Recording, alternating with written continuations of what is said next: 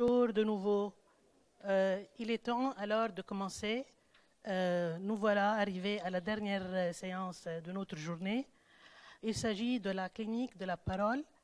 En effet, c'est à partir de leur clinique de thérapeute ou à partir de leur vécu personnel que des jeunes membres du Forum du Liban et du Forum grec vont chercher ce qu'il y a au-delà des paroles errantes entre le féminin et le masculin, des paroles étouffées par le refus maternel d'entendre, des paroles de la langue de bois, des paroles empreintes de manque, des paroles exilées et des paroles d'un dialecte différent.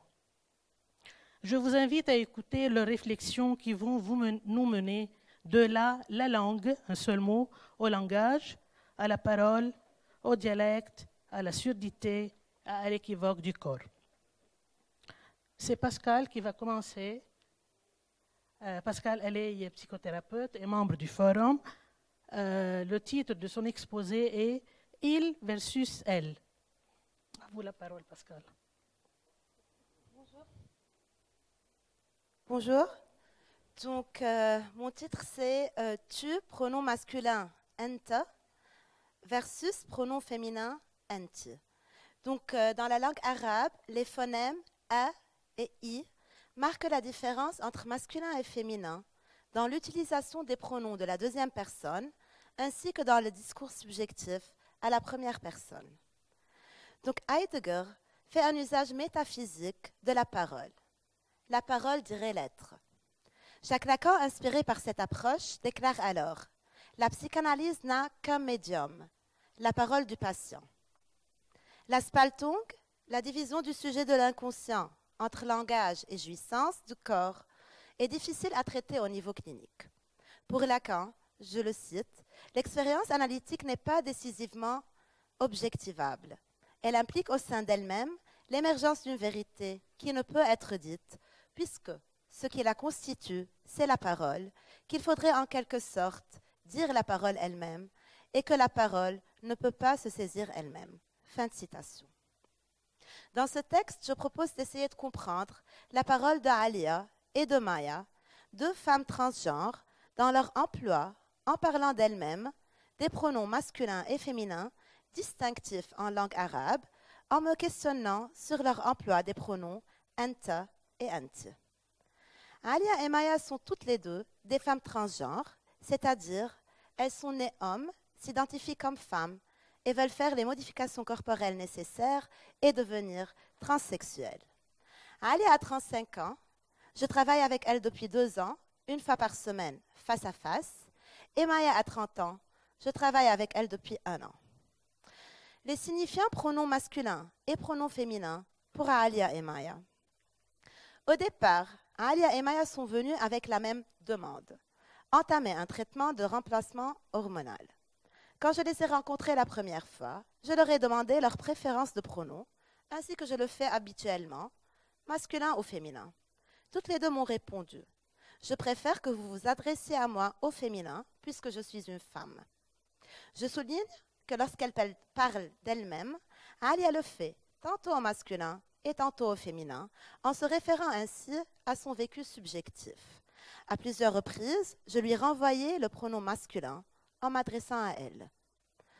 Pour Colette Soler, dans son intervention au séminaire de l'EPFCL, La parole et son dire, à Paris en 2017, le dire de l'analysant est, je la cite, « demande et il n'y en a qu'un ». Fin de citation. L'analyste doit aller à la cause du dire acte dans lequel rien ne se dit. Quel est le dire de la demande d'Alia et Maya? Et est-ce que c'est le même dire? Est-ce que c'est la même demande? L'équivoque masculin-féminin. La langue est l'ensemble des équivoques sonores qui comptent pour le sujet. Quand une psychanalyse produit des équivoques, le réel qui se dégage de la parole est le réel de la langue. La parole va toucher au réel, donc à la jouissance dans le grand autre. Dans le langage, il y a toujours la langue, quelque chose de l'inconscient qui ne sera jamais interprété. Ce n'est pas du signifiant comme élément symbolique qu'il s'agit, mais du réel de sa jaculation, cette façon dont la langue s'est imprégnée pour un sujet donné. Cette façon, ce mode de cristallisation, cette matérialité de la langue. C'est en cela que la question d'abord se pose, de savoir si l'effet de sens dans le réel tient bien à l'emploi des pronoms anta et anti chez Alia et Maya, ou seulement à leur jaculation. Alia a une apparence d'homme, avec des cheveux courts, une barbe bien garnie et une tenue vestimentaire très masculine.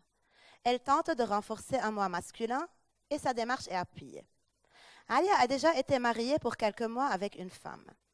Après son divorce, elle a entamé un traitement de remplacement hormonal dans un pays du sud-est de l'Asie.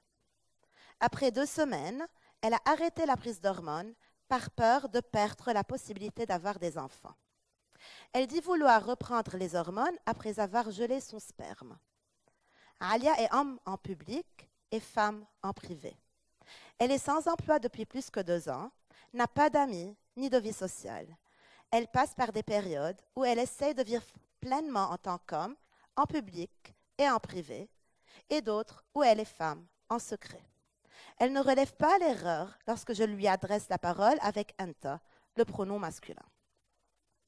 Dans la parole d'Alia, la fluctuation entre l'utilisation des pronoms anta et anti, ainsi que son incapacité à déterminer son genre en passant alternativement tantôt d'une position féminine à une position masculine, nous laisse penser que l'emploi des pronoms anta et anti reste dans le dit. Par contre, Maya se rase chaque matin de très près et porte des vêtements très féminins. Elle a confronté ses parents et sa famille pour pouvoir s'exprimer et vivre en tant que femme. Elle continue à travailler en étant fière de son apparence féminine. Elle a même fait le pas de voyager en Europe pour continuer sa transition. Quand elle me demande l'emploi du pronom anti, féminin, il y a un effet de sens dans le réel. Elle relève l'erreur si je m'adresse à elle, au masculin. Peut-on dire que chez Maya, l'emploi du pronom anti est un dit qui pourrait aboutir un jour à un dire substantif? Conclusion. Pour Lacan, je le cite, c'est de ce fait qu'il y ait l'inconscient que déjà dans ce qu'il dit, il y a des choses qui font nous, qu'il a déjà dû dire, si nous spécifions le dire, d'être ce qui fait nous.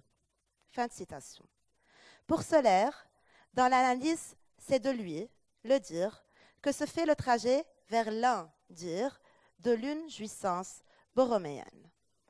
Si l'analyse réussit à causer le dire d'Alia et Maya, ce dire substantif pourrait-il aboutir à un symptôme, à un renouage des registres du réel, du symbolique et de l'imaginaire? Ainsi, le fait de s'identifier comme transgenre ferait-il nous? Merci.